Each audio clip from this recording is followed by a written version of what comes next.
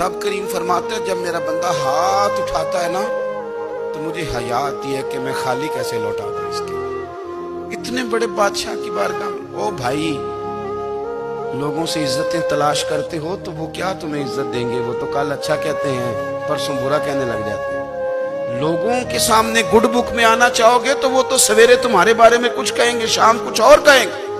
اپنی روحانی زندگی آباد کریں، اپنے مسلح کو وقت دیں اور دنیا سے چھپ کر اس موبائل کو بند کر کے اور اپنے آپ سے بھی چھپ کے اور تنہا ہو کے چھپا کے سارا کچھ اپنے آنسو اپنے رب کی بارگاہ میں پیش کریں، اس کے حضور حاضری دیں. سنو نا ترمذی کی حدیث اور اسے یاد رکھنا.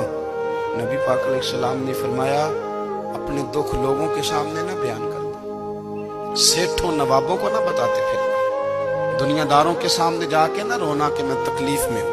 اور میں اگر دنیا داروں کو دکھ بتاؤ گے رب تمہیں کبھی غنی نہیں کرے گا. اور لوگ ہیں کہ الٹا مذاق اڑائیں گے.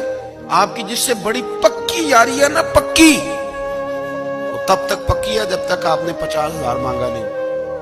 اور جس وقت آپ نے کہہ دیا کہ میں مجبور ہوں میری مدد کر تو پھر ختم ہو گئی دوستی. لوگوں کے تعلقات آپ کے ساتھ تب تک ہیں جب تک آپ ان سے کوئی ضرورت وابستہ نہیں کرتے. کریم محبوب فرمانے لگے بندوں کے سامنے دکھ نہ بیان کرنا، اللہ تجھے کبھی غنی نہیں کرے گا. تو اپنے دکھ اپنے رب کو بتا، تو دعائیں مانگ، تو اس کی بارگاہ میں حاضر ہو، تو اس کے حضور عرض کر. فرمایا اپنے دکھ اپنے رب کو بتا، وہ جلدی کرے یا دیر سے کرے تجھے ساری دنیا سے بے نیاز کر دے گا، تجھے کسی کا محتاج نہیں رہنے دے گا.